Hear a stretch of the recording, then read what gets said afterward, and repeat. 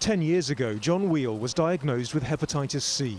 That developed into liver cancer, although he's now in remission.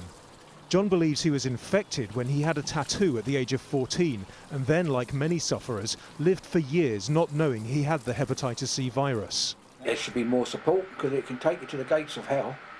I mean, a lot of people can get through it without having those symptoms, but most people do have symptoms. And there's got to be a lot more support for them. It's not just like going to the hospital once a week and getting your blood tested or going to get your medication. You need someone there purely for support.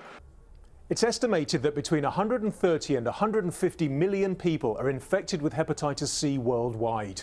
Up to 500,000 die from it every year. It's generally transmitted through exposure to contaminated blood, during medical treatment or by injecting drugs or getting tattoos or body piercings with contaminated needles. And once contracted, the virus can lead to cirrhosis and cancer of the liver. Now the World Health Organization hopes its new guidelines can help combat hepatitis C. As well as calling for better screening for people considered high risk, like intravenous drug users, they want governments to invest in new types of medication. There have been treatments already for a few decades, but they've been difficult to take. They required injections once a week for up to 48 weeks, caused a lot of side effects.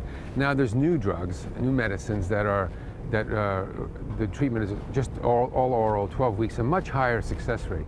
One major advocacy group has welcomed the new guidelines, but says there should be international funding along the lines of the global funds to fight AIDS. Now we know that viral hepatitis kills as many people as HIV and significantly more than malaria or TB. But this has not been appreciated, so it was not included in the Millennium Development Goals. It was not part of the Global Fund. There's been no big global movement to do something about it. And that's why we're incredibly late and we've got a lot of catching up to do. The areas most affected by hepatitis C are developing countries in North Africa and Asia. The WHO hopes through price discounting and licenses for generic drugs firms, the world can finally start tackling an often ignored disease. Nadim Baba, Al Jazeera, London.